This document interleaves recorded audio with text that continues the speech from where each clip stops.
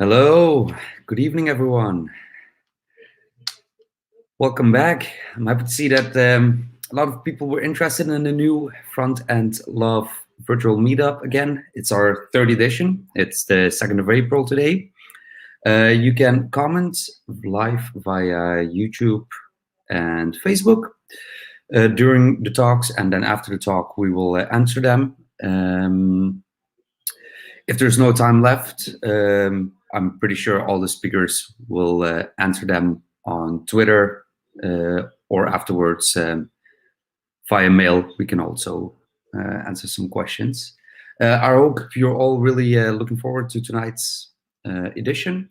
Tonight we have Tomasz Piros, Joe Janovsky, and Jemima. And we will start with Tomasz tonight. I will add him to the stream. Hi, Tomasz. Welcome. Hello. Thank you. Well, first of all, thank you very much for taking your time and to educate everyone a little bit tonight on WebAssembly. I don't want to take up your time any longer. Please take it over from here, and good luck. All right. Thank you, and let me also thank you for inviting me and for setting this whole thing up. I think it's really good for the community. Okay, so let me see here. So I'm going to share my screen. Hopefully, could you just confirm that you can see the presentation? Yes, we're all good to go. And you can still see it this way. Perfect. All right. So good afternoon or good morning to everyone, whoever is watching. And thank you very much for making it to this online meetup. And I'm here to talk to you about WebAssembly. And as you can see, the title of the talk is Supercharge Your JavaScript with WebAssembly. We're going to discuss what WebAssembly is, a little bit about its history, and I'm going to show you a few sample projects, two very simple ones and one rather complex one, where you can see how WebAssembly could be utilized with JavaScript in the world of web development. So my name is Tomasz. I'm a developer evangelist working for a company called Cloudinary. I also run my own training business, which is called Full Stack Training, and I'm a Google developer expert in web technologies. And you can find me on Twitter, and you can see my Twitter handle under my picture here, which is TPIROS. And as Josh was just saying, I'm not sure how long I can stay on, but if you have any questions about anything that I talk about today, feel free to reach out to me via Twitter. I'll be more than happy to answer or respond to your questions. Okay, so a little bit of a history about the web platform. And when I say history, I'm going to talk about this web platform as it was in 2018.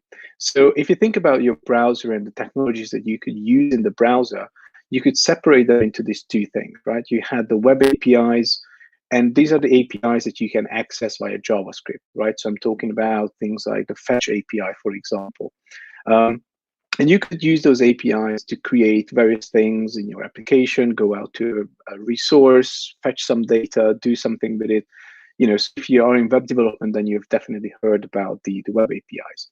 And also, the code that you write using JavaScript gets executed inside this virtual machine, right? So there's a virtual machine as part of the browsers that are capable of executing your JavaScript code.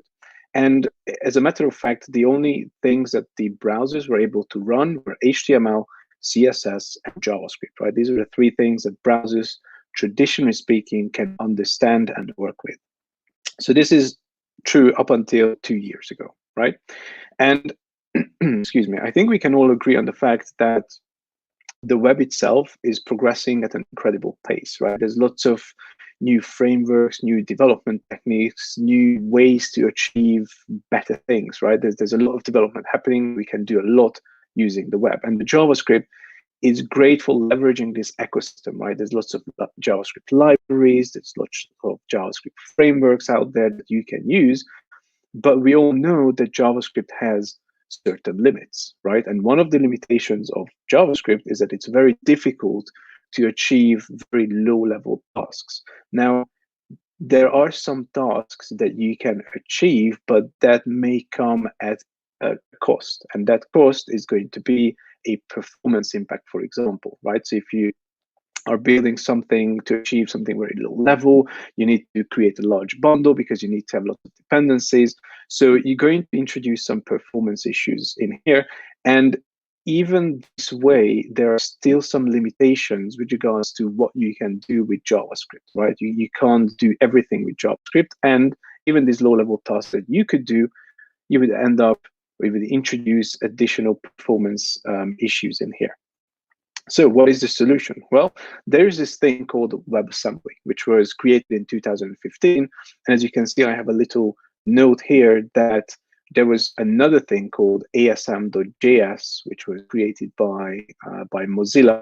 That predates WebAssembly because it was created 2 years before. So in 2013, Mozilla created this asm.js, which was a version that it was a version of JavaScript that basically allowed applications written in C to be executed as if they were web applications. Okay, so this is how it all started. So they basically created this library out of which WebAssembly got created in 2015.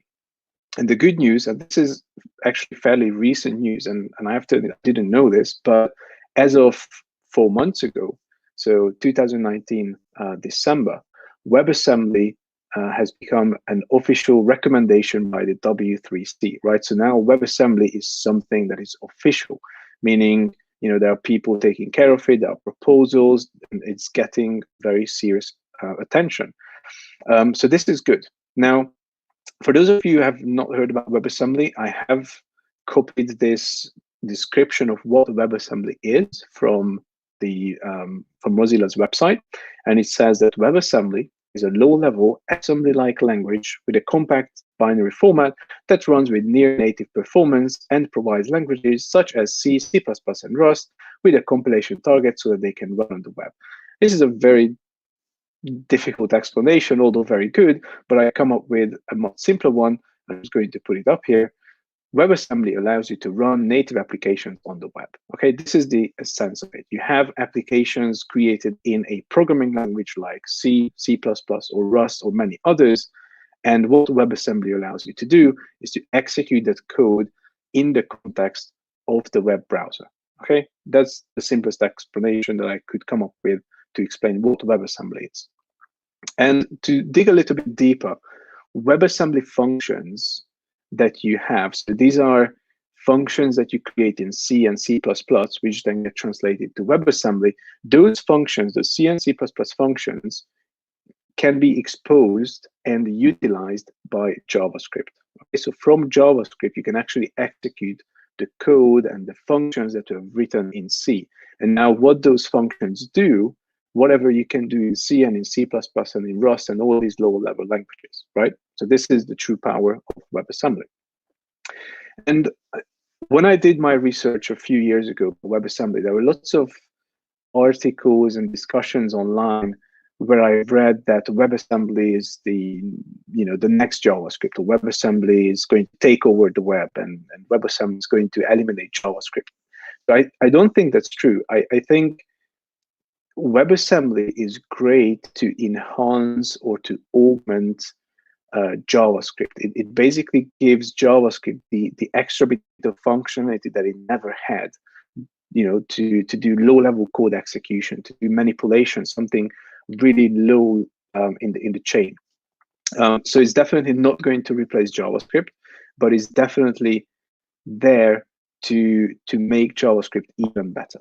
Okay, and if we go back to this drawing or this figure that I had shown you before, this is how the web platform looks today. So we still have the web APIs, we still have the virtual machine, but the difference is that the virtual machine that you have available to you now can not only execute JavaScript, but it can also execute WebAssembly. Okay, so that's the main difference. So this is true for every single modern browser today. So Safari, Chrome, etc. They can all execute JavaScript code, and they can also execute WebAssembly code. And what's even better is that these two, so the JavaScript code execution thing in the virtual machine and the WebAssembly code execution thing in your virtual machine, can actually communicate with each other. Okay, and how do they communicate with each other? Well, there is a WebAssembly JavaScript API available. Okay, so again, this is one of those APIs that you can read on Mozilla, and it has a spec, it has functions, it has various bits and pieces that needs to be used according to the specification. And at a very high level, what this JavaScript API, this WebAssembly JavaScript API can do is to load a module, and the module here references a WebAssembly binary that has been compiled by the browser into some executable machine code. It can access things like memory and tables. So memory would be, it's a resizable array buffer for storing raw bytes. Table is a typed array of references, so like functions and other things that you can't fit into the memory as raw bytes. And then what this JavaScript API allows us to do is to utilize this instance. Now, an instance or a WebAssembly instance is basically just a module that is paired with the state that comes from the memory of the table. And what's very interesting about this is that this instance acts just like an ES 2015 module, which means that it has exports and imports. Of course, you don't use the export and import keywords here, but essentially you can access the functions that I mentioned from WebAssembly, just like how you would import a function from a JavaScript module.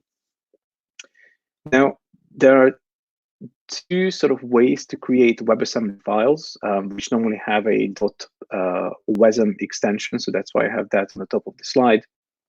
So this is the process of creating WASM, so WebAssembly module file. So you basically write some code using C, C++, Rust, or any other LLVM supported languages. Now, LLVM used to stand for low-level virtual machine, but they kind of moved away from calling it a virtual machine because nowadays we use virtual machine in a completely different context. But you can think of LLVM as a collection of compiler infrastructures and tool chains. So other languages would be C#, Haskell, Objective-C. So all these languages are considered to be LLVM supported languages. So you basically create some code using any of these languages.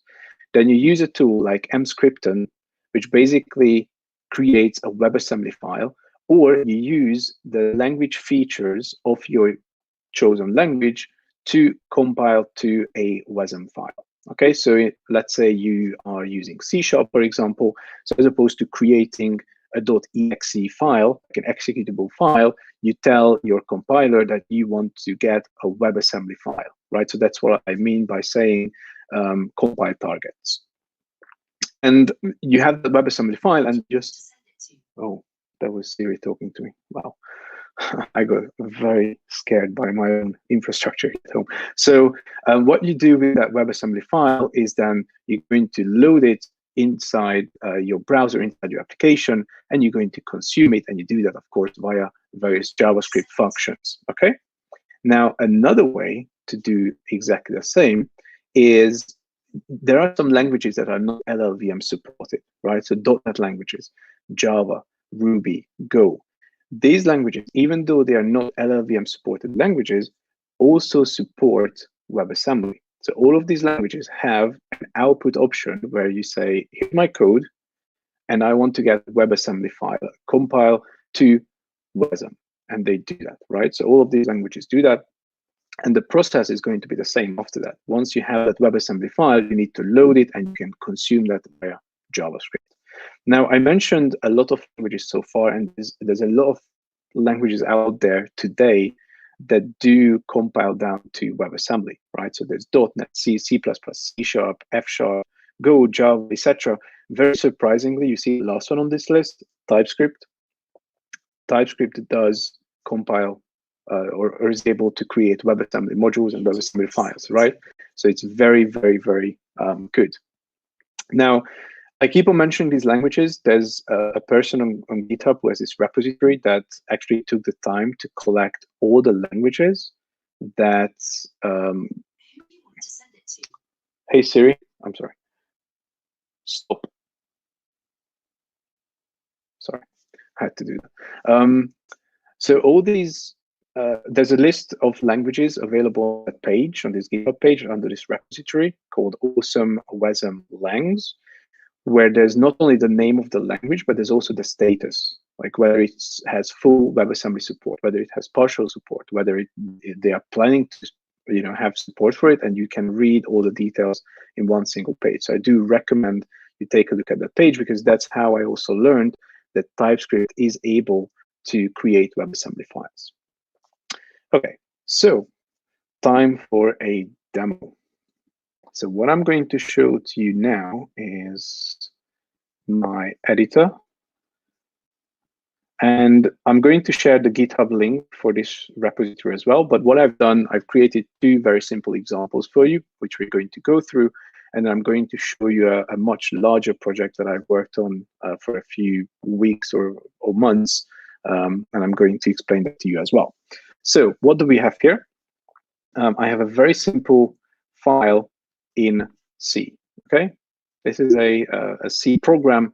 All it does, it basically calculates the square of a number, and the number gets passed in as an integer. What we return is, of course, the square of that number, right? So this is a C file. What you need to do, and I've already done this, you need to install this tool called Emscripten, which will take C and C++ source code and create WebAssembly files from that, as well as a JavaScript file, which will be required to execute your WebAssembly file. So this is the command that you need to run. So that's also part of the repository. You need to run that. And what you get are these two files. You get square.js, which is this one big JavaScript module, essentially. And you get this square.wasm, which is the WebAssembly file itself. And then all I need to do is inside any HTML page, so consider that this is your web application now, you bring in the JavaScript library that got created. And once you do that, the main action happens between lines 18 to 32, where you basically can access the function that you created, right? So there's this CWrap method where I say, I want to access this particular function, which I had in my C file, which is called int square.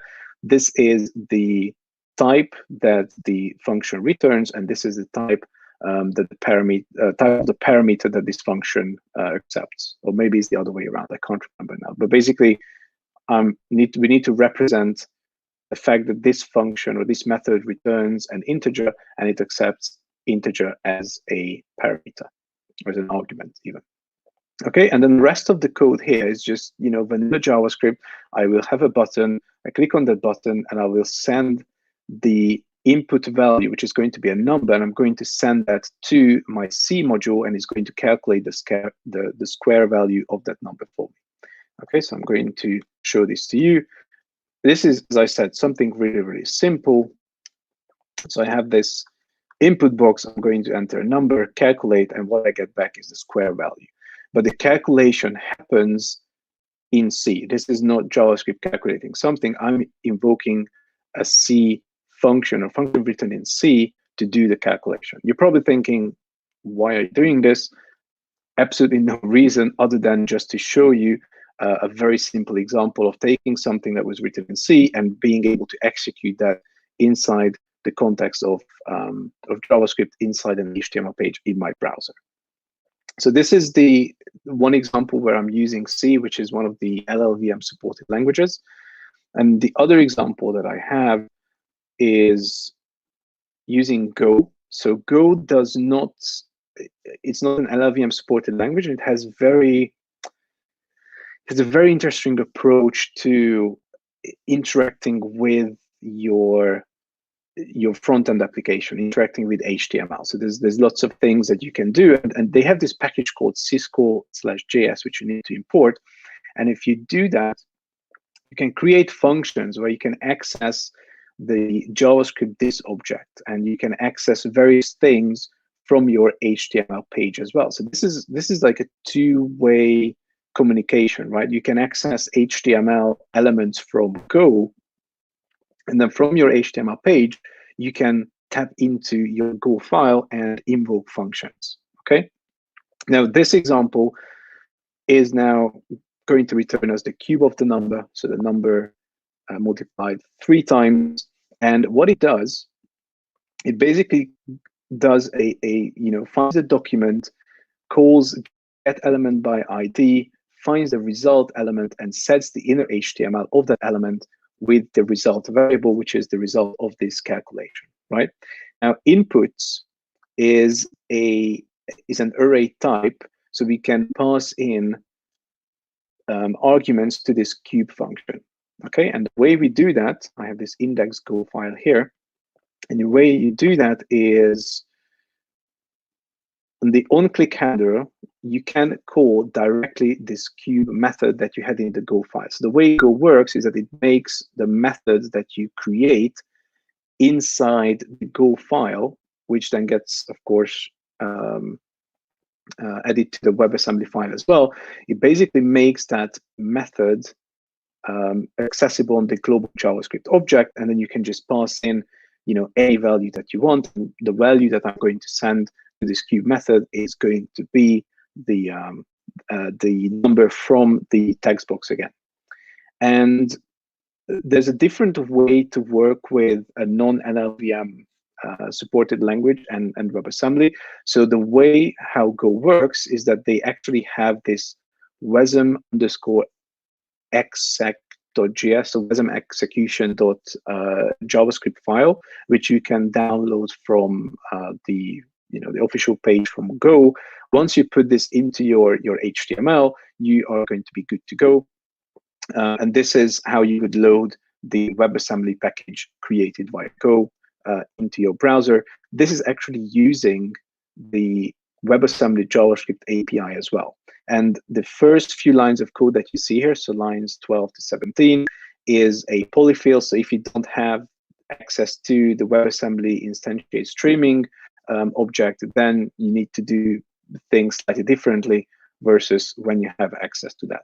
And all we do, we use the fetch API, the JavaScript fetch API, to bring in the WebAssembly file and then create, remember, the module and the instance that we talked about, right? So once you do these steps, you can access the cube method that we created in Go because it is attached to the global object. So if I go back to here and I say index go.html, so 3 cube of 3 is 27. So again, the calculation is not happening inside JavaScript. The calculation is happening inside the context of Go, and Go can access my DOM and basically places the response back to my HTML page. Okay, so I showed you this example, or 2 examples even, just to show you that you can utilize a lot of languages and there's a lot of ways to execute WebAssembly. But these examples were not really helpful or useful because they did things that you could do in JavaScript, so why bother, right? So the next example that I'm going to show you is a tool that I worked on, and I'm going to open this first and then explain to you what it does.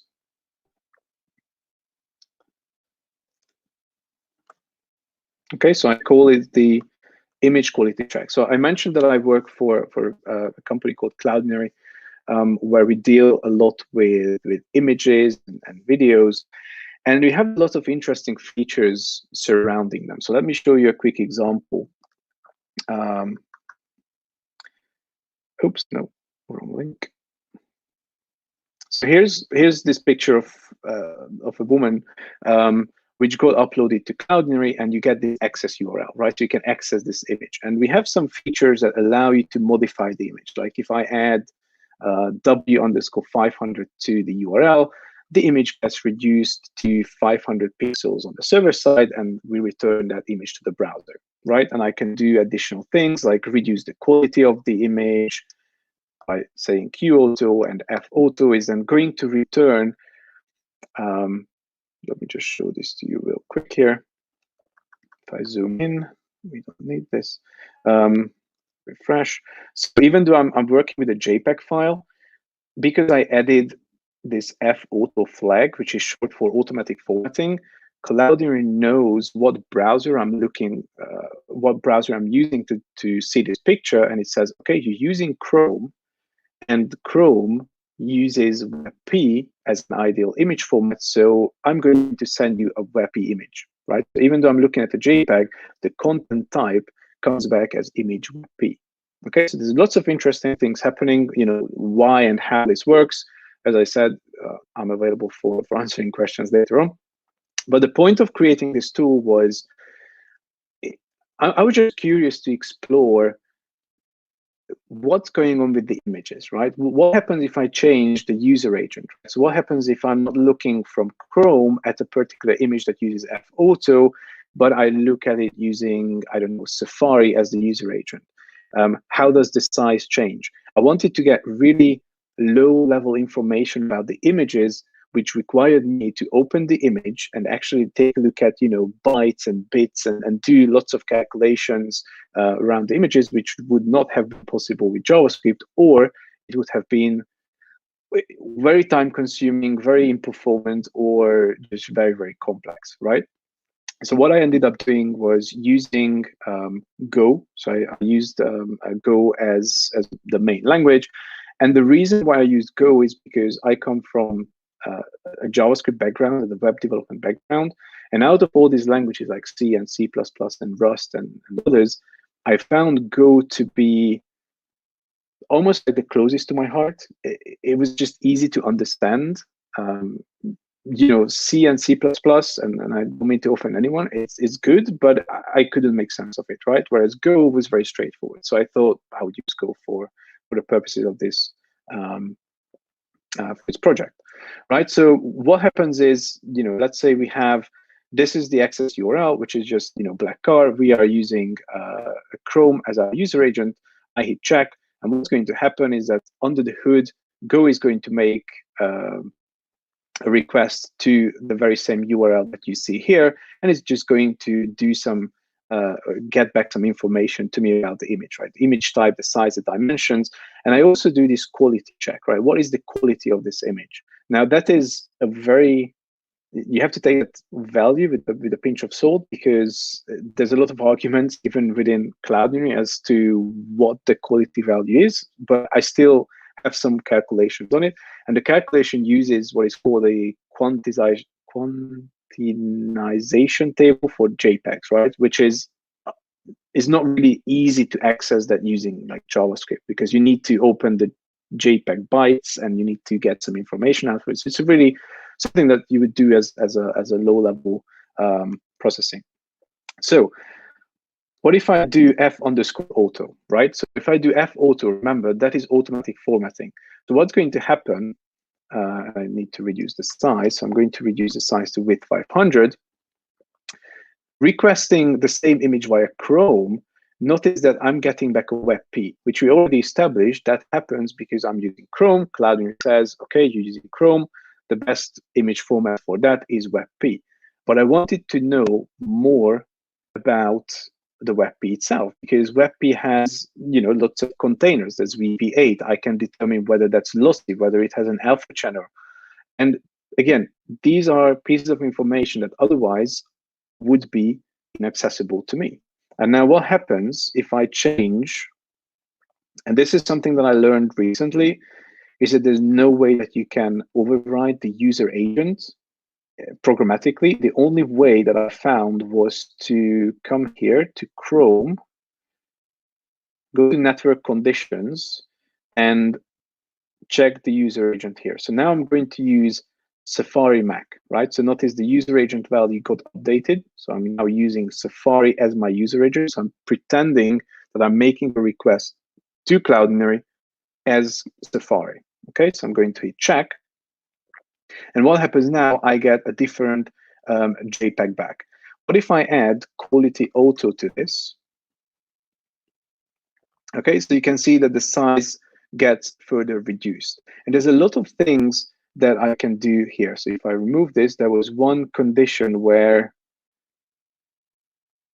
there we go. So if I just have F_auto and Q_auto, Cloudinary thinks, okay, Safari, you're using Safari, Safari's image format or can work with this JPEG 2000 image format, and probably using this, you're going to save more bytes or more data if you send the JPEG 2000 versus you sending a standard JPEG.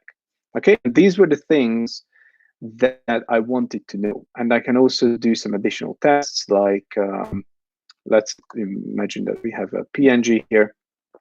So for PNG files, let's do it this way. So for PNG files, I also wanted to get some additional information, like, you know, what bit depth it has, what color type it has, whether it uses interlacing or not.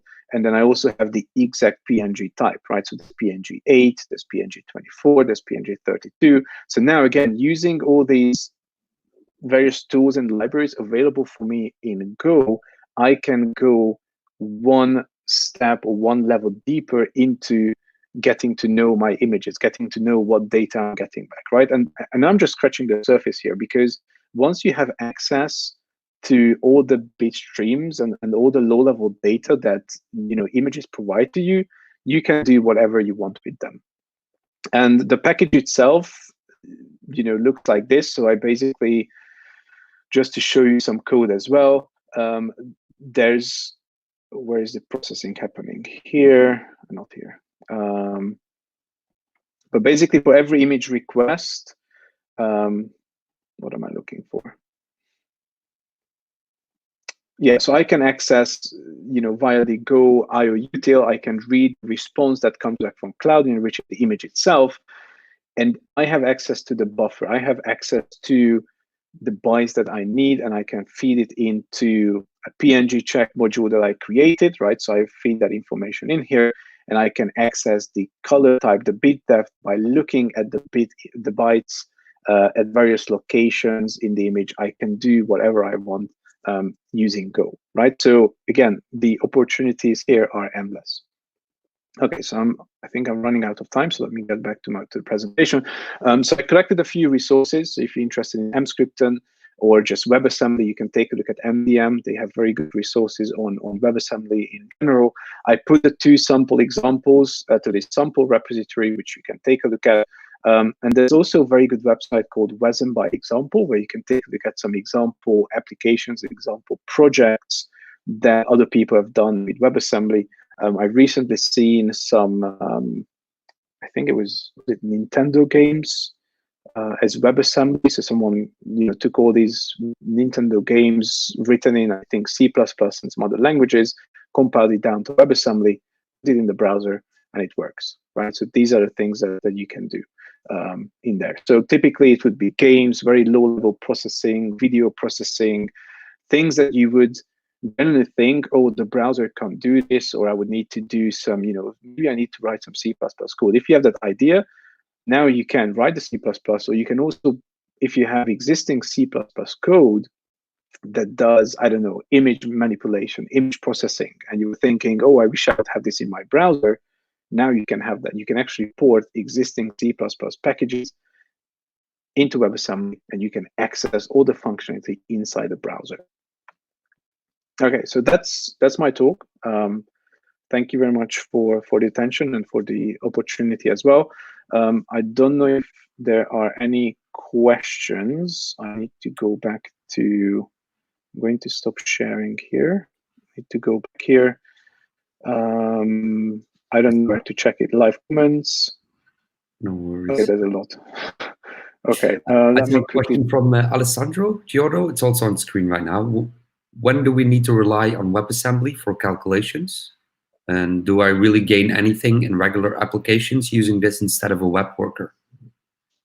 Okay, so for calculations, like mathematical calculations, I assume. So as I said, the first 2 examples where I was talking about, that was just a showcase, just to show you that something simple, something you can understand, the result came from C or the result came from Go. Of course, if JavaScript can do something, then you would do that. But there's a lot of things that you can't achieve in JavaScript. It would be very complex, right? So for example, getting, you know, the 24th byte out of PNG and then doing stuff with it is not something that you would probably try to do in JavaScript, right? So in that case, you would need to go and figure out a way to do that. And that's when you would go with a lower level language like C, C++, Go, etc. And then that's how you would do it. Web workers, I wanted to research this, and I probably won't be able to answer your question, but I think web workers and WebAssembly does work together. I'm just not sure how, because I haven't used web workers in this context. Nice, thank you, Tomasz.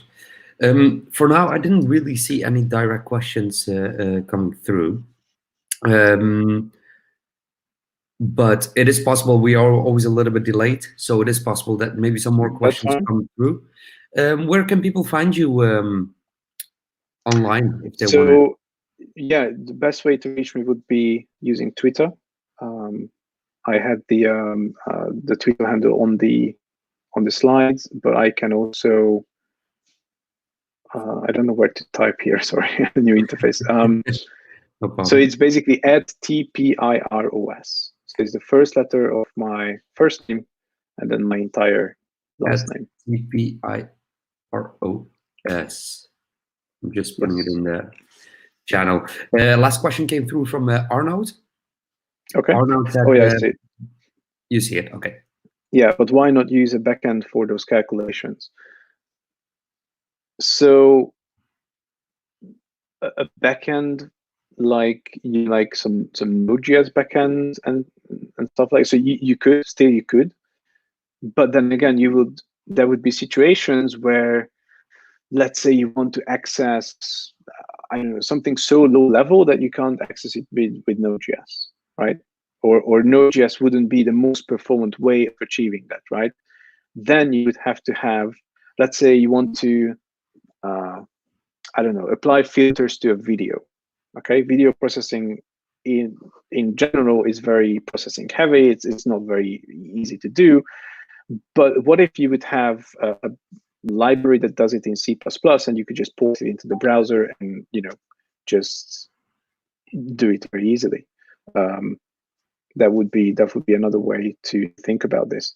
Another interesting example, because I see someone is asking for something offline. I've seen something in the chat appearing about offline stuff. So if you take a look at this app called Squash, I think it's Squoosh.app, which is an application from Google, which is their sort of image editing tool in the browser. They also have a WebAssembly module. What's interesting is that they have a WebAssembly module to try to determine the best way to reduce the quality of JPEG images, and I think they use like the Mozilla JPEG package or the libJPEG. So they have this way to pick the right JPEG library for doing optimization for the JPEG itself. And I think, and I don't want to say anything incorrect here, but there's one JPEG library that you have access in the browser, but there's like 3 more that exist that you can't access in the browser. But what they've done, they ported it to WebAssembly, and now they have access to all of these options for optimizing JPEG images in the browser, right? And furthermore, because it's a WebAssembly file, if you think about progressive web apps and service workers, you just basically add that WebAssembly file to your service worker, and you can have essentially a progressive web app that uses WebAssembly as well. So it works completely offline as well. Right. I'm going to add that to the resources list, this Squash app and some posts from Google that you can take a look at. Okay, great. We will publish your slides as well, so people can look back. They can still contact you at tpiros via Twitter. So please, if there are any questions left, take them to Twitter. And then I would like to thank Tomasz for his time and for actually presenting today. Thank you very much, Tomasz. Thank you for having me. It's been fun. Enjoy Thanks. the rest of the talks. Thank you. All right. The next person is Joaf Janowski. I see that Joaf set up a great filter. Hey everyone. Welcome, Joaf. Hi. Hey Josh, thank you for having me. Thank you for being willing to speak. Actually, we highly appreciate it. I'll take down this filter now. Great. So yeah, I'll take it from here. Yes, please. Awesome. So, hi everyone. I hope you're all keeping safe, and it's a pleasure to be talking to you all now. My name is Yoav, and let's get started. So I'm going to share my screen. I hope you all can see it. And cool.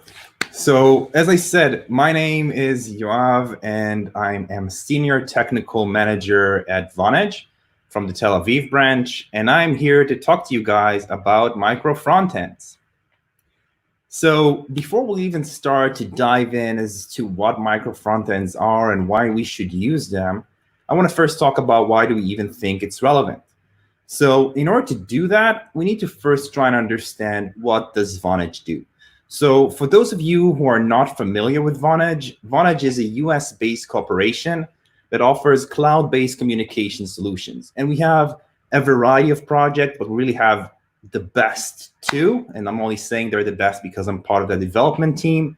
One of them is VBC, that's Vonage Business Cloud. That is a Vue.js application which serves millions of users, and it offers a unified communication solution. So using VBC, our customers have one solution that answers all of their communication needs in one unified way.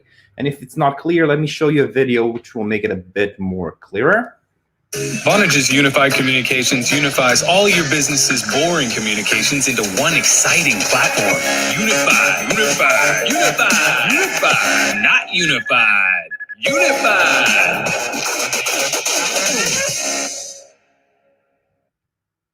Awesome. And on the other hand, we have Nexmo. Nexmo is Vonage's API platform.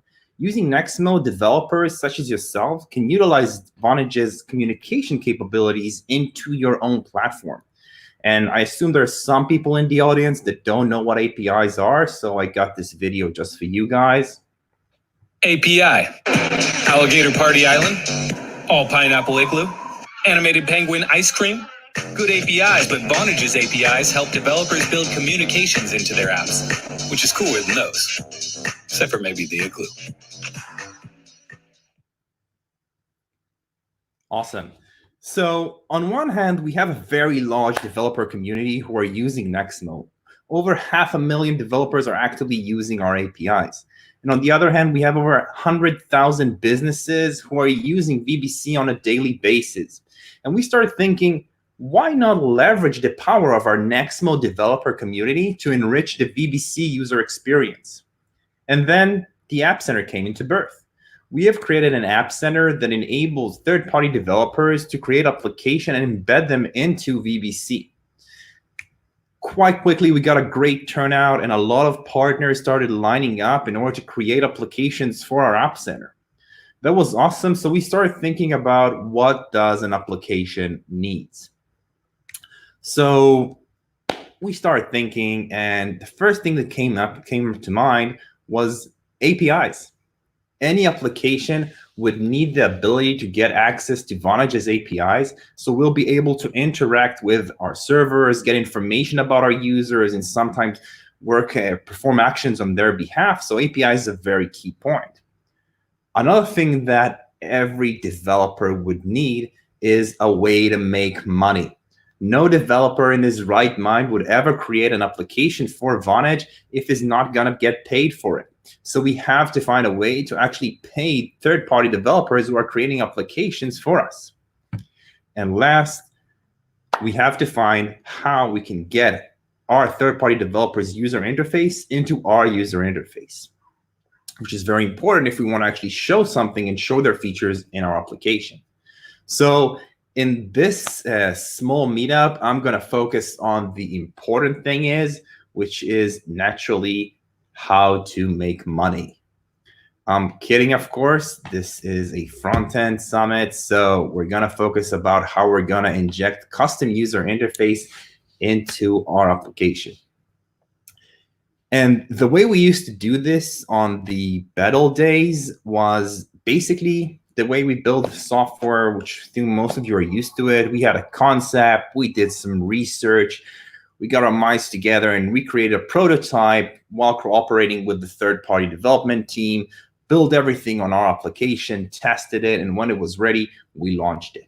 And that worked, but honestly, it wasn't that efficient. And it wasn't the best way, since all teams had to write their code on our repository, which wasn't the best thing because we got too many teams adding codes to our repo. We got too many too many developers where we had to review their code, and it was just very hard on our team. On top of that, they had to rely on us to deploy their code. Whenever they got a new version ready, they had to wait until we have our own deploy cycles and actually launch their product. Next, even though my guys are literally the best developers in the world, and I'm kidding, of course, we, as any other developers, we have bugs.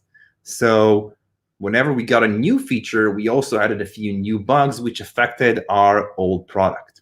And last, that basically resulted in having a huge monolith website, which we wanted to avoid. So again, we started thinking, is there a better way? Is there something better we can do? And honestly, we looked to the back end. And the guys in the back end, they have a thing which is called microservices. I assume all of you are familiar with microservices. But for those of you who don't, microservices is basically a backend architecture that consists out of multiple independent, separately deployed microservices. Each of them has its own role, and each of them is autonomous. So we thought, wow, that's awesome. Why not just use this for the front end, right? Usually I have an audience and they reply, yes, it works. But actually, no, that doesn't work. In the front end world, we have different challenges from the backend. So we can't necessarily just say, okay, we're going to mimic the way they work in the backend and create micro front ends just the same as microservices. So if we'll start thinking about it, what are the challenges that we have on the front end? So first of all, we have to provide a unified user experience. So if we'll take the backend, for example, we can have backend services such as a database that works with JSON, and we can have another service that works with Excel for some reason, with XMLs for some reason, and we can have a service that has REST APIs. Another one can have SOAP. Another one can have a Graph API, and they don't have to maintain a unified user experience. Well, in the front end world, we have to do that. In the front-end world, we have to present the same way. So each one of the components that we embed has to look and feel as though it's part of our main application. We can't have parts of our application which are in sky blue while other parts are in bright pink. It just doesn't look good and it's not going to work, and we have to maintain unified UX. Next, bundle size. So again, going back to the backend guys can say, okay, I have a service. Yeah, it weighs 200 megs, but that's fine. I'm just going to install it once. And we can have a database that even weighs a tera, and that's okay because it just needs to have, that's where data sits. But when we're talking about the front-end side, we're downloading our bundle size, and our bundle size has to be small. So even our composed application, all of our micro front-end components composed together to the greater application, it has to be small. And this is another challenge that we have to face. Autonomous. Again, the backend, usually you have like every one of our backend services is on a different, whether it's containers, if you're using Dockers, or simply on an EC2 instance, they have their own servers. And if they crash, usually it only affects the service itself. Some features may not work in the greater backend architecture, but it's not going to crash the rest of the application. You get it up, everything works well. On the front-end side, every one of our application basically uses the same resource, uses the user's browser. And if one of them crashes, there's a big risk it's going to crash our application. If one of them has a bug, bad CSS, bad styles, it might affect the rest of our app, and we simply don't want that. And last, it's going to sound like me, kind of bitching about this, but there isn't any standard library. Basically, everything we're doing, we had to think about how we're doing it ourselves, because there isn't like a Facebook or a Google or any other company guidelines that we have to find a way how we can actually work. So, as the Israeli Wonder Woman says, we can do it. So now let's start thinking about talking about what are micro frontends. So my favorite definition of micro frontends is an architect style where independent deliverable frontend applications are composed together into a greater whole. So each one of those micro frontend components has its own build cycle, its own test cycle, its own deploy cycle, and together we compose all of them into a greater application. And as you can probably assume, this is awesome. First of all, it's very easy to maintain. Each one of the application has its own repository, its own team works on it. We don't have to maintain a very big monolith website, and it makes everything a lot easier. Code is a lot neater, and it's very great to maintain. We have a tech freedom. We can have some applications built using one front-end framework, such as Vue.js, while another uses React or Backbone or whatever we want to do. We can actually have tech freedom and enable each one of the front-end component developers to create however they're used to. We allow independent deployment. Each one of the front applications can deploy whenever they like, and it's in some cases just going to appear in the front application. In some cases, the front application is just going to have to collect it, but they can deploy and they have their own build cycles. And another awesome thing, it's customizable. We can provide different user interfaces for different customers, and we can just set up using a server which components we want to embed now and which ones we don't, and we can just provide them with a small bundle size and then inject different micro frontend components later. So how do we do that in Vonage? So this is VBC, and I'm going to show you a bit of a better demo of it in a second. But if I'm going to take it apart right now, what you see here is that VBC is composed out of micro frontend components. And the way we do that is using what we call the micro frontend orchestrator.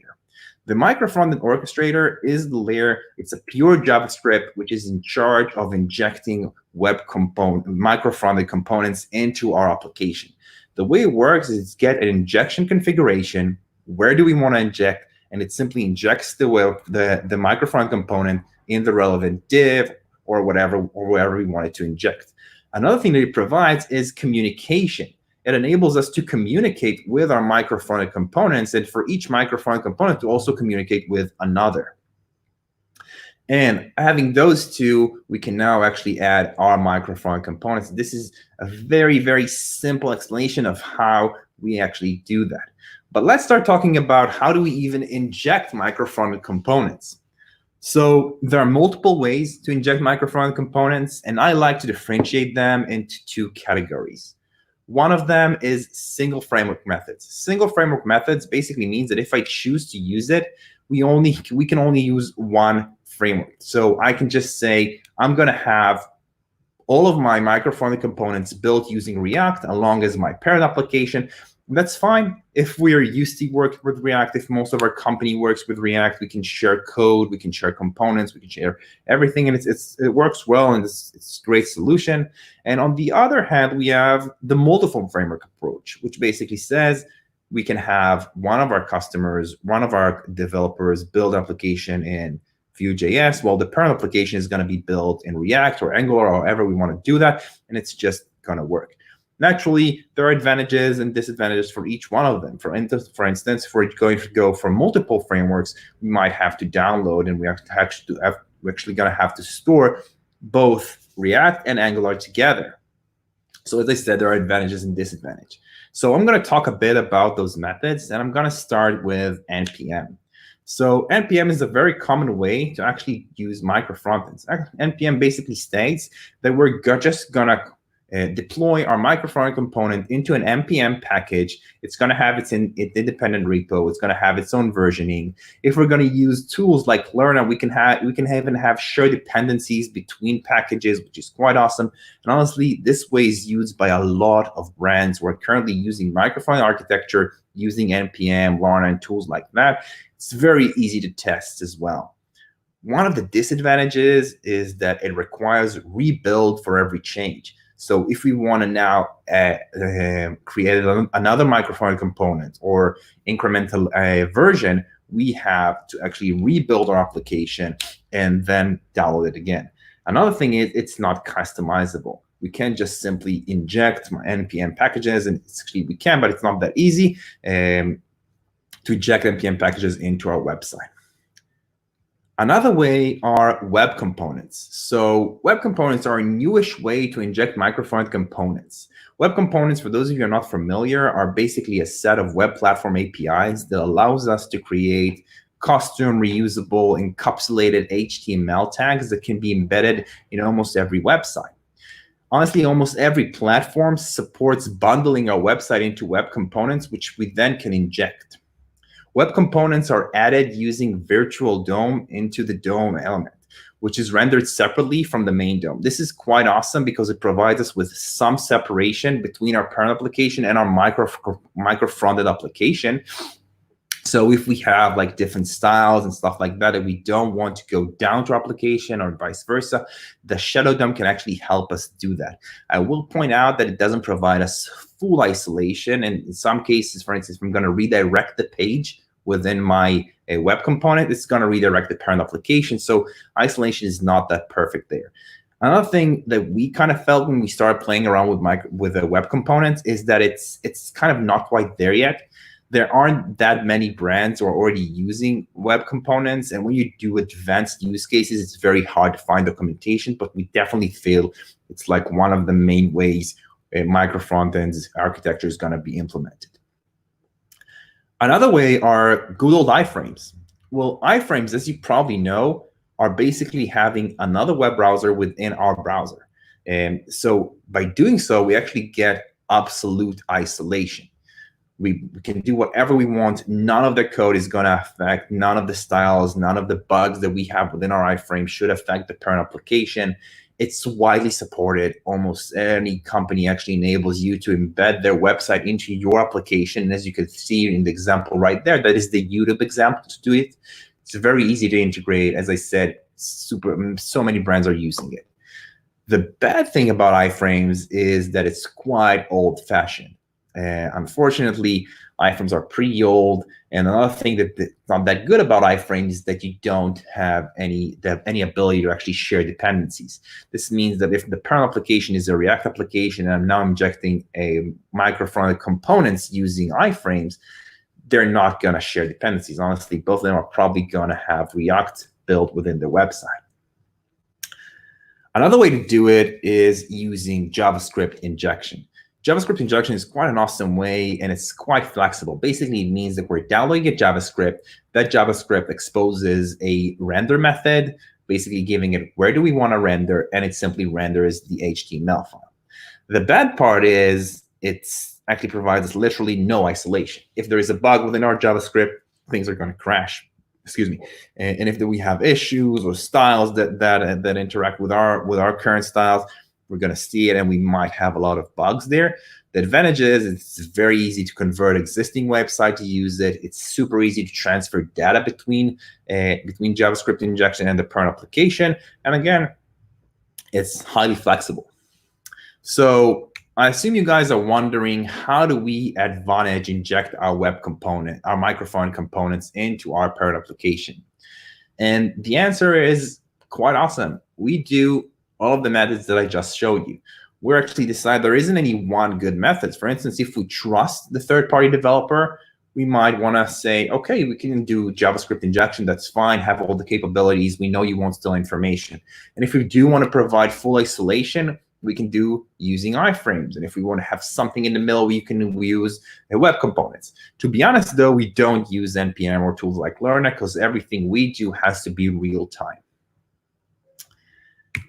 One of the challenges I mentioned before is that we have to provide a unified user experience. So we started thinking, how are we actually going to provide our users a unified user experience? How are we going to actually ensure that developers who are building applications for us, their application look and feel as though they're a Vonage application? And the answer was quite simple, honestly. We have created a shared CSS library. So every one of the developers who are building the application, in their review process, we have to ensure that they're using the CSS libraries that we have added and make sure that their website look as though they're a Vonage website. In order to actually make them feel and behave as though they're a Vonage application, we also create a shared component libraries. So they can actually use elements such as buttons and tables that are Vonage elements, and they look and feel as though they're a Vonage application. So another thing we want to talk about is how do apps communicate? And honestly, what do even apps need to communicate about? So the thing that application would probably need to communicate first and foremost are life cycle. An application would have to say when it's ready to be loaded, when it's initialized, when it's ready, when it's already mounted, before it's going to be terminated, when it's done, when it's completely terminated. So this is one of the main things application have to communicate back to the parent application. Another thing naturally is passing any type of data. If an application wants to send out events or simply provide information to the parent application or to any other microfrontend components, they would have to have the ability to transfer data. And they might want to activate actions. Some applications we may want to use capabilities from the parent application, and some applications may even want to use capabilities from other microfrontend components. So they need to have the ability to activate actions. So how do we do that in Vonage? We're quite proud of what we did there. We have created a MFC SDK. So the MFC SDK, it's basically an SDK that wraps all the communication aspects of our microfrontend architecture for the developers. So it basically that recognizes how the application has been injected, whether it was injected as a web component, iframe, JavaScript injection, and it wraps all the communication for it. So all the application has to do is to say, I'm initialized. Once its website is downloaded, when it's ready to be presented, it simply calls ready event, and that's when we're actually going to present it. Now, on the other side, the MFO actually knows how to communicate with each one of the microfrontend components SDKs. So we saved a lot of time for developers who are building applications for us. They don't really care how we injected them. And another awesome thing is that this is also going to be injected for mobile-friendly applications. So we also are now going to inject microfrontend components into our mobile applications. So we build an MFO in Java, and we're going to build an MFO in Objective-C, and it's going to communicate with the JavaScript SDKs of the MFC, the microfrontend components. So just to wrap everything up. People think unified communications are boring, but with Vonage, you can chat with Deborah, conference call, share a doc, call a boss. Yeah, basically all that in one platform.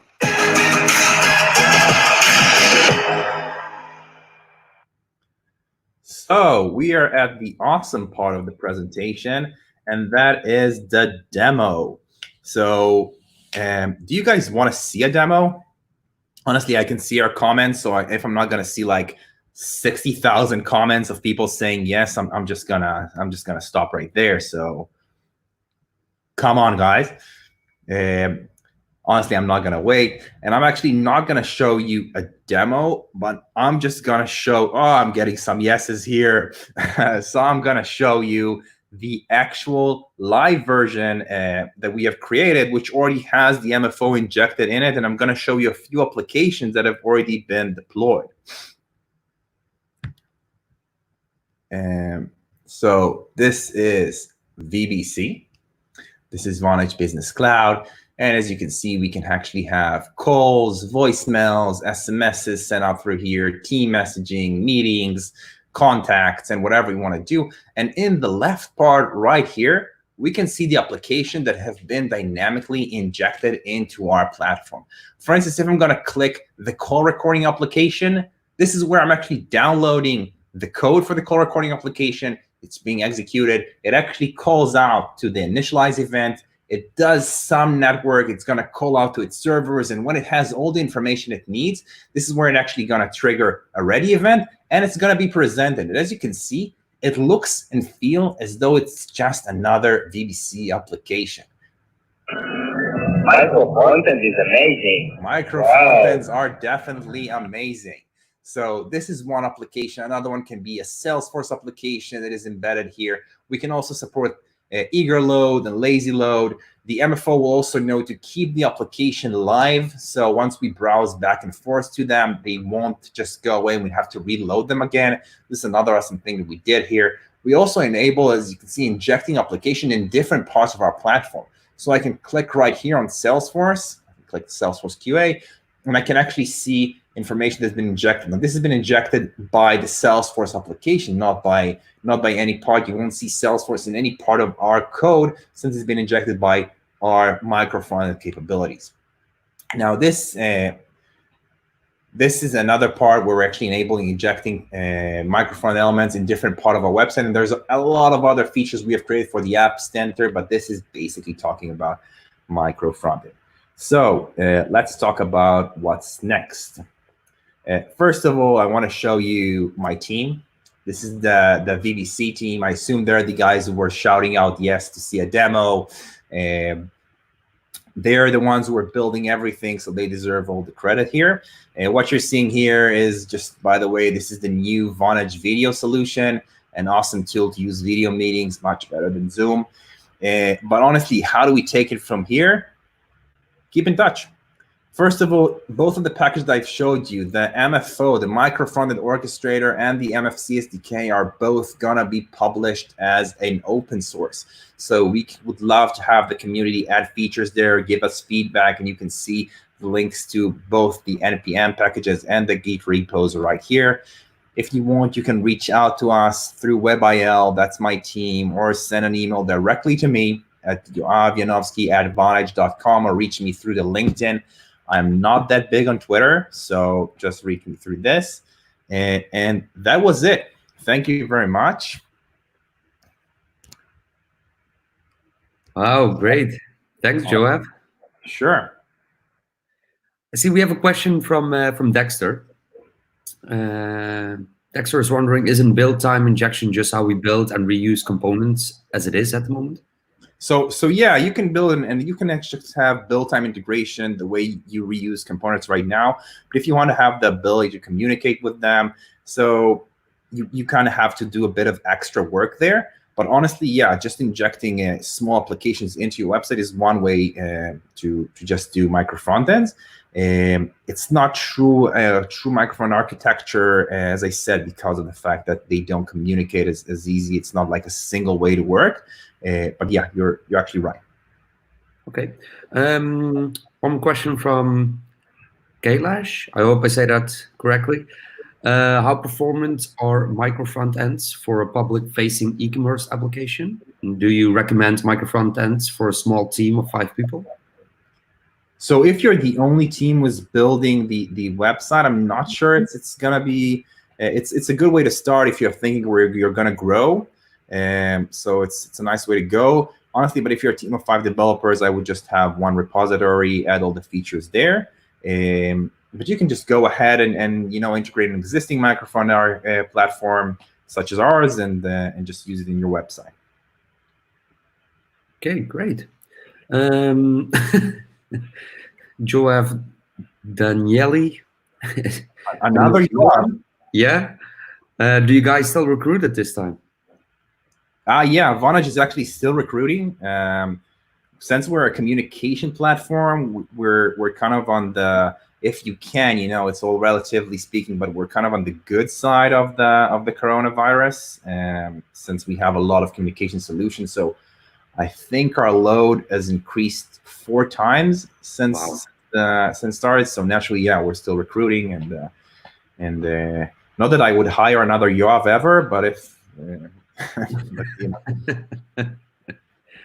It's a personal consideration. Yeah. All right.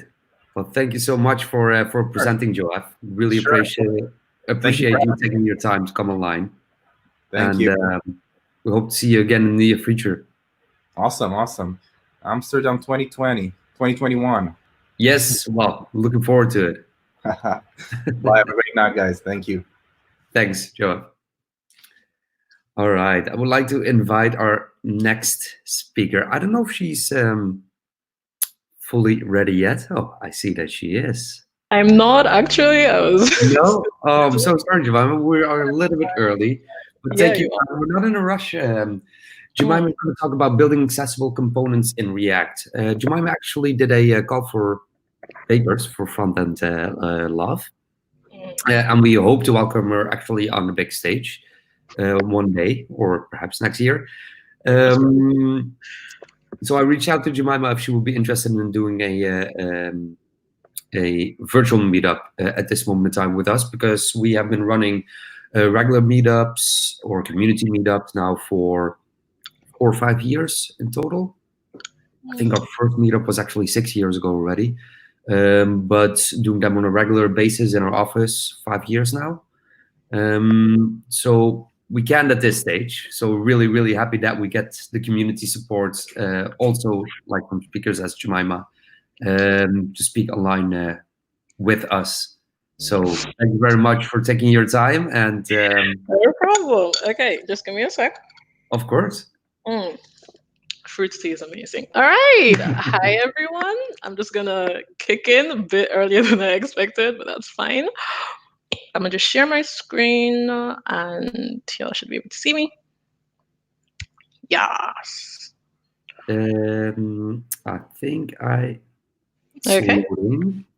Yes, please take it away. All right, Jemima. cool. Thanks. So hi, everyone. Thank you so much for taking the time to joining on this meetup today. I know with the whole pandemic and isolation, it's like crazy times out there, but I just hope that, we can learn stuff and have fun. So today I'm going to be talking to you about building accessible components in React. So now what this talk is going to be about is, as the title says, building components that are accessible in React. So it's going to be very specific. I'm just trying to explain this so that it's not like you don't expect like a general accessibility talk. There are lots of those, but this talk is like specifically about building accessible components. Cool. So to introduce myself, my name is Jemima Abu. I am a self-taught front-end developer from Lagos, Nigeria, currently working at Telesoftis in Lithuania. And then my Twitter handle is at Jemima Abu, if you're interested. I like to build sites, basically. I like to build sites that are pretty and that everyone can use. So those are that's like my resume right there. So let's get started, shall we? What is accessibility and why is it important? So I'm going to be talking about what accessibility means to me and why I think it's important. So to me, accessibility means building things that everyone can use, regardless of whatever, even if it's like a colorblind person sitting in a dark room all by themselves, or it's somebody that's running and they're browsing a site on their Apple Watch, they should be able to use your site. That's the point. Building products that everyone can use, regardless of whatever. And then why it's important. It's important because I think it should be glaringly obvious why accessibility is important, especially these days, when you think of how there's like a global pandemic going around and everybody is in isolation and everybody's staying at home and you're all on your phones and your laptops. And the reason you're able to browse sites or play games or whatever you do on your phones is because the people that were building these products, they made them accessible. They made them like able for you to use. So the thing is, if you're building a site that not everybody can use, then it's like, who are you building it for? Accessibility is important because you want people to be able to use your products. Accessibility makes a product useful. And then we can make components accessible. In case you guys couldn't tell, I edited this picture.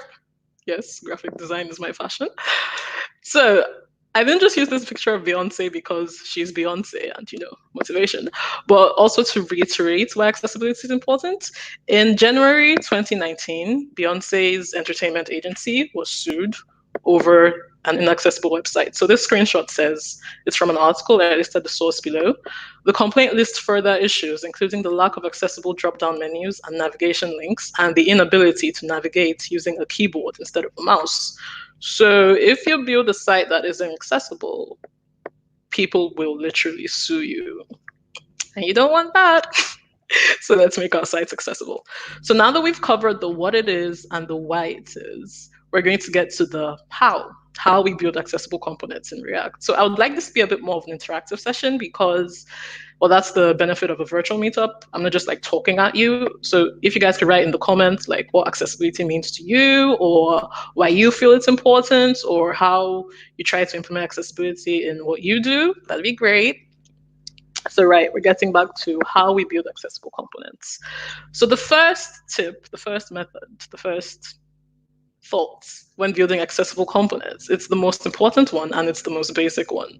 You have to keep things semantic. Now, HTML is accessible by default. HTML was written to be an accessible language, but the only way to access this inbuilt access. The only way to access this inbuilt accessibility of HTML is to use semantic tags. So I like to explain it like this. Basically, when you use semantic tag, it's like you're putting labels on things. So a div tag is like the most generic tag there is. And when you're writing React components, it's very tempting to just throw everything into a div and just like let it go. But wrapping all your content in a div tag is like having a bunch of cans labeled food. It doesn't tell you anything. So now picture this. You're like a can owner. I don't know, people, you own cans for some reason, and you're giving them out to people, and you're like, you know what, it's too much stress to label these tags on these cans, so I'm just going to give them to people like that. And so now it's fine for some people because they can just open the cans and see what's inside. So that's how it works for sighted people. Sighted people don't need your labels per se because they can easily see the content of this thing. But for non-sighted people, it's like you gave them a can that can't be opened unless they know what's inside. So when you use semantic tags, when you use the main, the nav, the header, the footer, you're letting people that are using screen readers and other assistive technologies know that, all right, this is the content, this is like the main part of the site, this is an aside, it's important to use semantic tags. The next up, you want to avoid generic naming.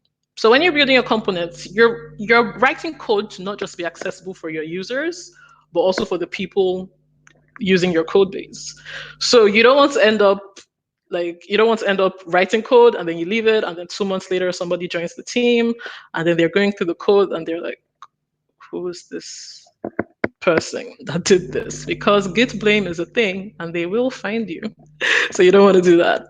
So you need to avoid generic naming. Personally, I use styled components. So styled components, they just help you easily return like a styled tag.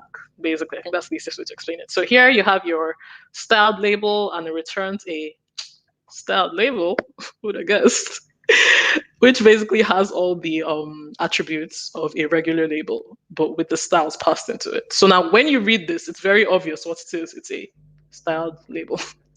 Doesn't take a rocket scientist. Yeah. Then the next thing, and this is also a very important thing when we're working with React, you need to use fragments in the place of unnecessary divs. Now, what I mean by unnecessary divs are, so sometimes when you're rendering a component and you need to, render stuff, and React is like, oh, hey, you can't just render that, okay? You need to put it in a container. And you're like, fine, I'll put it in a div container. And then you call that component somewhere else, and then it renders with an unnecessary div. That div serves no purpose other than being a container for your actual components. So instead of doing that, we use React fragments. React fragments are basically so you can either render them as empty tags or React.fragments. So basically what they do is that when they're rendering in the DOM, it's just like it's empty. It doesn't. So with this function, for example, when it renders in the DOM, you're going to have your sidebar, and you're going to have your cards component with your pause and everything.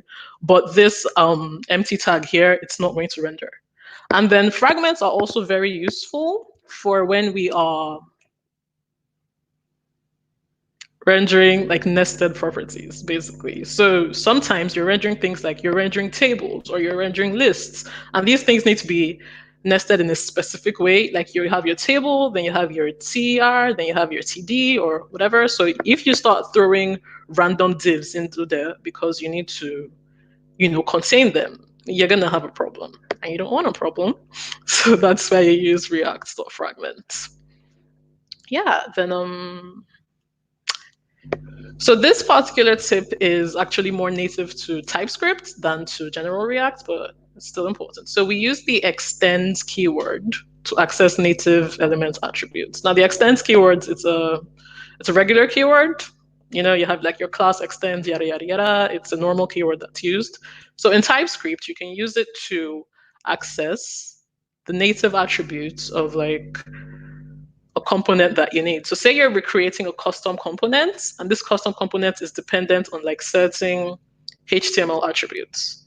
So for here example, we have the iButton props, which extends the it extends React button HTML attributes. What this means is that these props that I'm passing into the button, they are going to be the props of like a normal button. You're going to have your on click and your ID and everything, and then it's just it's a better way to ensure that you have access to all the attributes you may need for your custom components. So use the extends keyword. Great. Then put a title on it. The thing with React is that because you're not like directly rendering like HTML pages, you're just manipulating the DOM, most times you can't put a title on things. Like even if you render a component about page or something, the title in the head doesn't update. But it's also very important because, well, as a developer, you probably have like 1 million tabs open right now. And so if you do not have like a page title that makes sense, a page title that relates to the tab that you have open, you're not going to be able to know like what tabs it is. And then you're going to be looking for something and you have to be tabbing through every single thing. And you're a very busy person and you don't need that. So yeah, that's why you want to put a title on everything. So a couple of ways you can include title in your React components. One of them is to use effects. Use effect, or like if you're not using hooks, then it's component mount. So basically you just set the document.title to the title, you know. Or if you don't want to use that for reasons, you could also use a plugin. There are a couple of plugins you could use. I know there's React Helmet, there's React Meta, there's like a bunch of them that you could use. Just like render the properties that you need for your page, basically. So that's another. And then use ARIA attributes to define custom elements. So now defining custom elements is, so the thing with custom elements is that when you're building stuff, as a developer, you're going to get like a request from a client and they're like, oh, cool, I want this like drop down that when the user clicks on it, a rainbow pops up over the page and then like angel starts singing, you know. You're going to get like requests like that. And not everything can be done with native elements. So with the select element, for instance, you can't quite,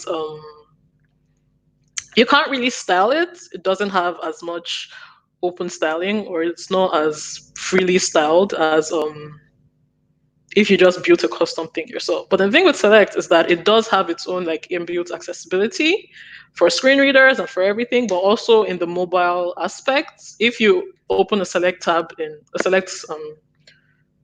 select elements in like Chrome on your phone or in Safari on your iPhone, then you see that it renders a certain different way. So when you're creating custom components, you want to think of, basically you want to think of what you're losing out with the native element and then try to recreate that as much as possible. So a good way to do that is to use ARIA attributes. You want to use your ARIAs to set your roles and your controls and your expand and your selected, basically. So right here, this is an example of a tab component. So you can see in the first div, so these are all divs, to be fair. They are non-semantic. They're not semantic elements at all. They're all just divs and a p tag. So if I just left this as it is and I rendered it, even though I styled it and everything, and it was very clear that it was a card or it's a tab or whatever, somebody using a screen reader, they're just going to see a div.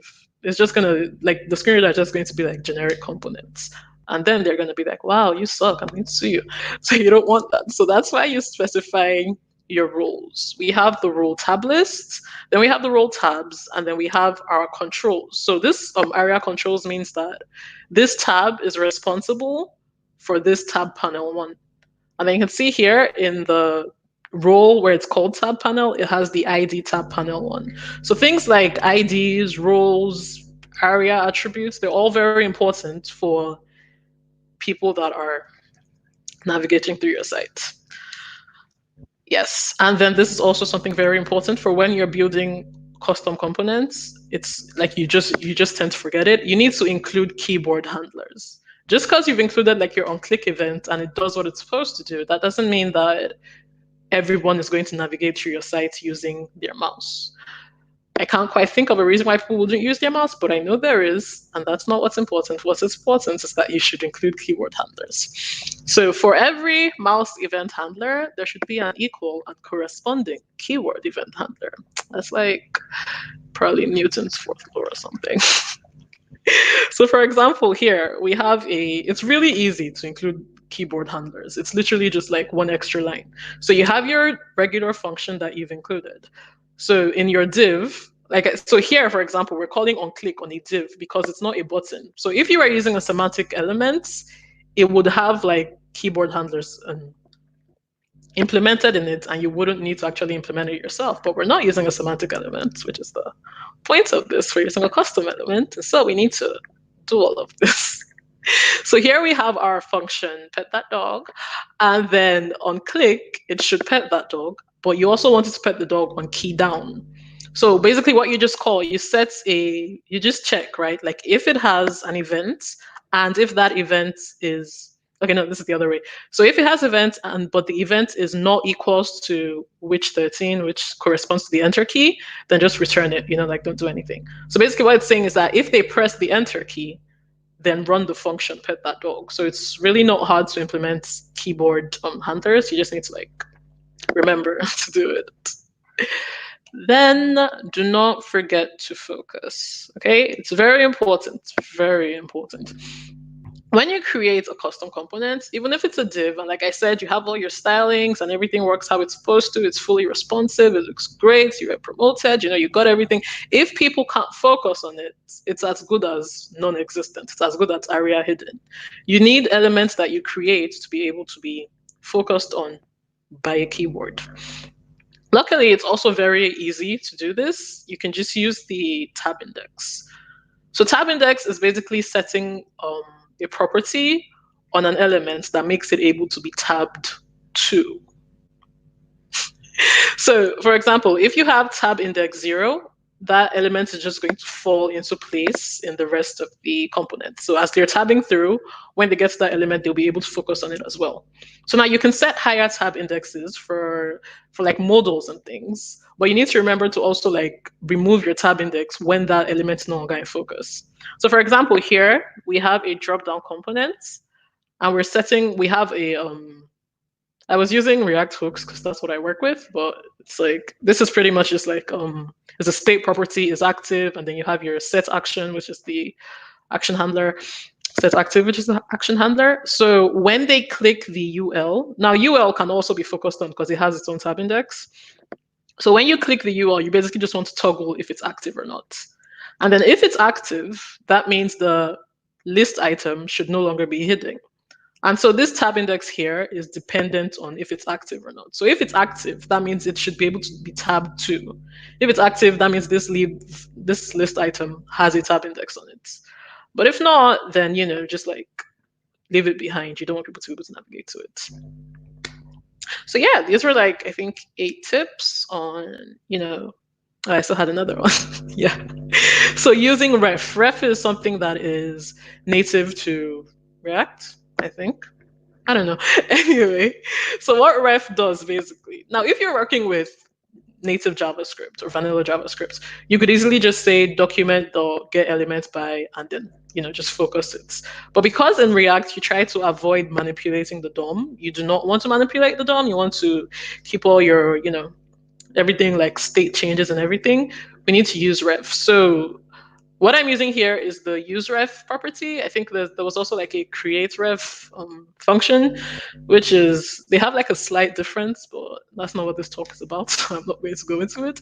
So you have your context input, and then it's calling a new ref instance, basically.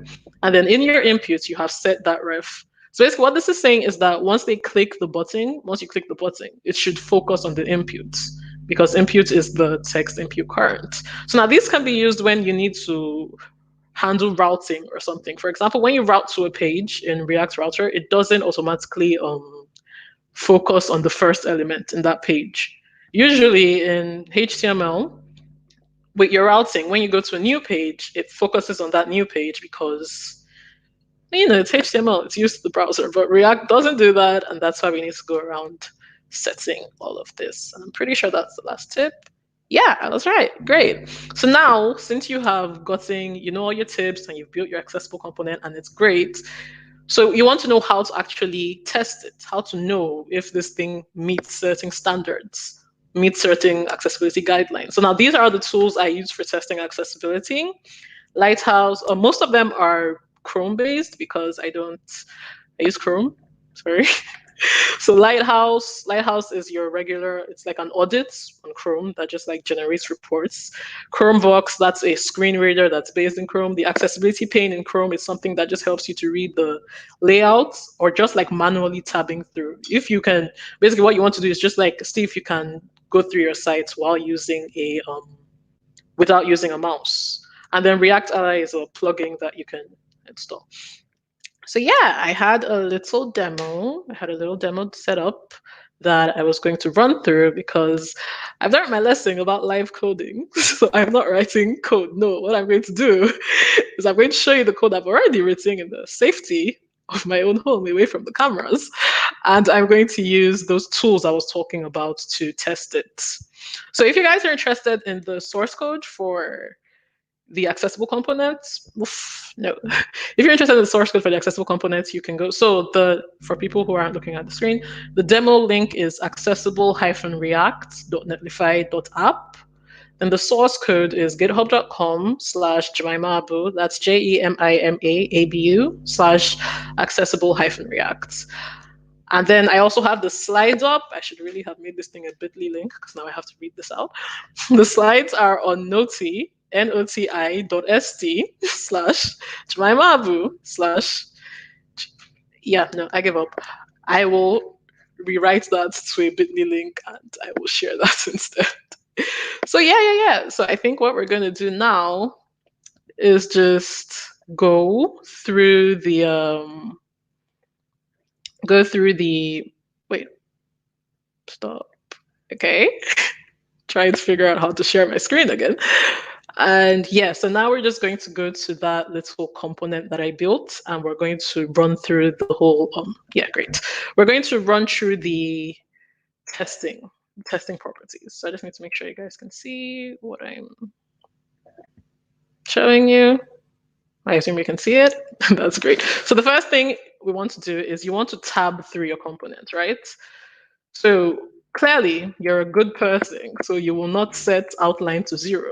We get it. It doesn't blend with the design of your page and it doesn't look good yet, but people need it, so you're going to leave it.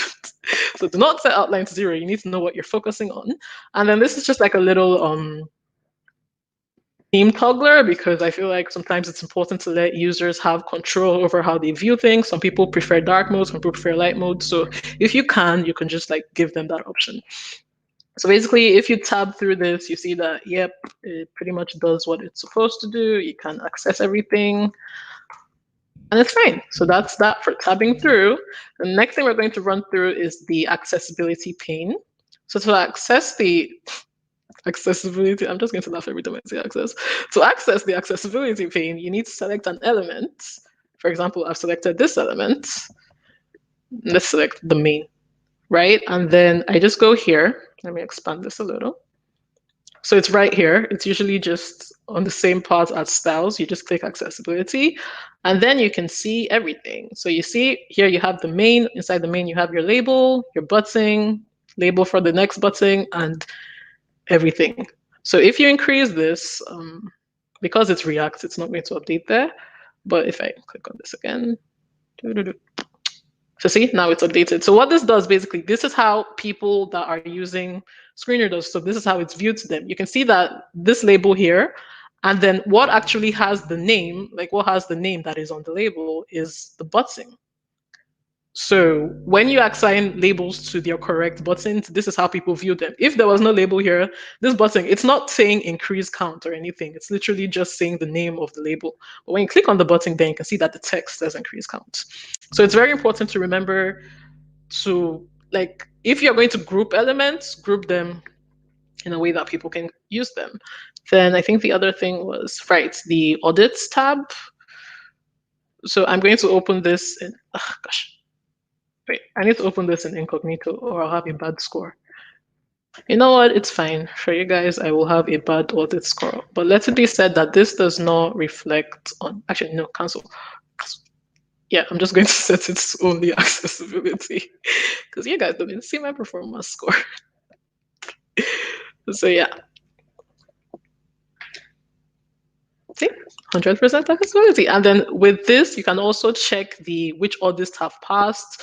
So ARIA attributes match their roles. ARIA attributes have valid values. ARIA attributes are valid and not misspelled. Yada yada yada yada. It basically it tells you what you did right, And then it also gives you usually it gives you like custom things that you can check yourself. Like it tells you things they could not test, so you should be able to test it yourself. Okay, yeah, additional items to manually test. If the page has a logical tab order, if interactive controls are keyboard focusable, if interactive elements indicate their purpose and state. So that's what this is for. And then I think the next one was Chrome Vox. That is the next thing yes, exactly. Chrome Vox, that's the next thing we're going to check.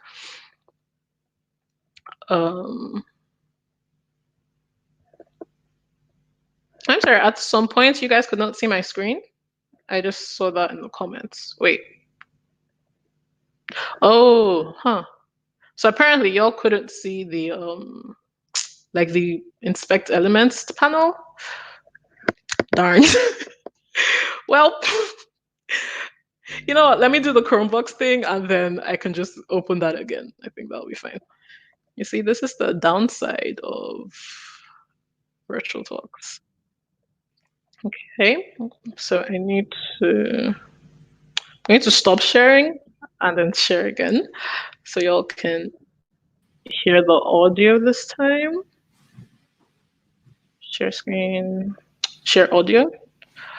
Chrome tab. Hey Joss, what's up? Hey, just sitting in for a second to make sure everything goes all right with the second screen. All right, cool. So y'all can see the screen fine now and you can hear fine? Yeah. Wait, hearing. Okay, could you just stay on a bit? Let me test if they can actually hear this.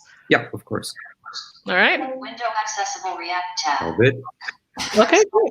Accessible React button, select tabs, native button. That's enough. Okay, so what I'm going to do now, actually, whenever you create a site, it's kind of interesting to see that if you can actually navigate your site, if you couldn't see it. So I'm just going to turn this off. Yep, now we have a blank site. And let's see if we can figure out what part of the page we're on. Navigation. So we're on the navigation button. Now. Which Visited button? link. Oh, yeah, you see, the problem is I didn't name my links specifically. So if I had said visit button page, for example, then I would have known that I was going to visit the button page. You see? Visited link. Tabs. Visited link. So having properly named links is great for figuring out what part of the page you're on. Visited link. Tabs. So I'm going to go to the tabs page now. Tabs. Okay, so we've opened the tabs page. Dumbledore's truth. Tab selected. Okay, so we're on the first tab. Let's see. Aries obsession. Mm-hmm. Tab not selected. So the tab not selected. Snape gets owned. Tab not selected. Okay, so let's select this. Selected. Snape gets owned. Okay. Tab panel. So it looks like we're on the tab panel Quote, now. do you remember me telling you we are practicing nonverbal spells? Potter? Quote, yes. Quote, said Harry stiffly. Quote, yes. Sir. Quote, there's no need to call me, quote, sir, quote, professor. Quote, and then everybody was like, oh. Oh, that sounded funnier. The GIF. All right, let's see if we can figure our way back to the beginning. Session. Dumbledore's truth. Okay. Navigation. So we're on the navigation now. Select. Okay, let's go to the select components. Zip tabs. Native select. Okay, so this is Option 1. Okay. Combo box 1 of 3. Okay, so that's a combo box that has Custom 3 things. Select. List box collapsed. So, Expanded. so now it's expanded. List with 3 items. Mm-hmm. Pikachu. Not selected. Charmander. Not selected 1 of 3. Squirtle. Not selected 2 of 3. Okay, so let's select this now. And Squirtle. okay, so we've selected Selected 2 of Squirtle. 3. Pikachu. Custom select. And then we can go Native back select. to Navigation. navigation. Tabs. Select. Button. So we go to the Button. buttons page now. Select. Tabs. Okay, so you see it, and that annoying thing is that when you have navigated Right, you talk so much. When you have navigated away from the page, it still makes you tab through the rest of the links, even though you're already on the page you want to be. So like that's another thing you would note for when you're working with this. So yeah, I think that was pretty much like the point What's of new this. panel? So I can Tab panel. put this back on now. Styles panel, tab panel, elements panel, no. All right. Extension. Tab. Chrome. And that is pretty much that about that. So yeah. Is that all? Did I have anything else? No. All right. Yeah. So this is pretty. So just like was there anything else I was going to show? No. Pretty sure this is it. Okay. Yeah. That is it. So I'm going to stop sharing my screen now. Awesome sauce. So that was that for building accessible components. I hope you all enjoyed the little demo with the. Great. Wait, hold up. Yeah. Okay, back to headset now, so that should be clearer. So yeah, hope you all enjoyed the little demo with the thing.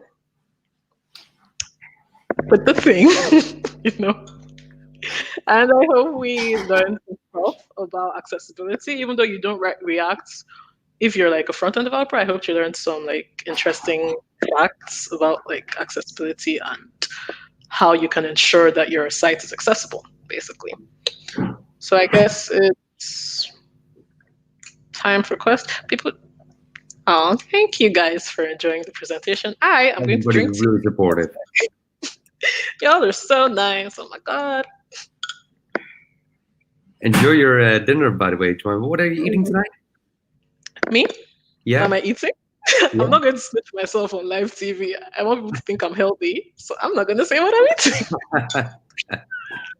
Probably leftovers anyway. All right, cool. So I think, yeah, that is that. If you guys have any questions, but people don't usually have questions on accessibility, I've noticed, because it's like a pretty straightforward thing. You usually just, yeah. Well, thank you for having me. This is great. I hope everyone's staying safe. Where can you get the slides? The link will be shared, I guess. It's in the slides, but the link will be shared. I will. So thank you for. I will add it to this YouTube video after the presentations, including the rest of the speaker slides as well. Yeah. So like I said, thanks for having me. I hope everyone is staying home and staying safe and washing their hands and flattening the curve. Together, we can beat this. That was my presidential candidate speech. I'm going to go now. Bye. Thank you very much, Mara. Well, that was that for tonight. I hope you all enjoyed it. We're back next week for a 4th edition. Next week is going to be a Vue-specific one, and we will have a React-specific one on the 23rd of April.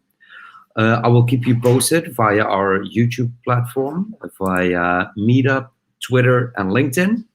Please subscribe to the YouTube channel below, and you will be notified once we announce a new live stream. We usually announce the new live stream about a week before you, so you will get a notification, and then you can also set a reminder. If there are any comments, please, or if there's any feedback, please let us know. This is also still really new to us, so we can really use any type of feedback you have. In the future, my colleagues will also join me. One of my colleagues is Ben. He has been an MC during Front End Love 2020, and he will be also helping me hosting these meetups. Without further ado, I don't want to keep you from your free evening, and I'll hope to see you next week again, and I hope you enjoyed it. Please subscribe below, and hope to see you next week. Bye.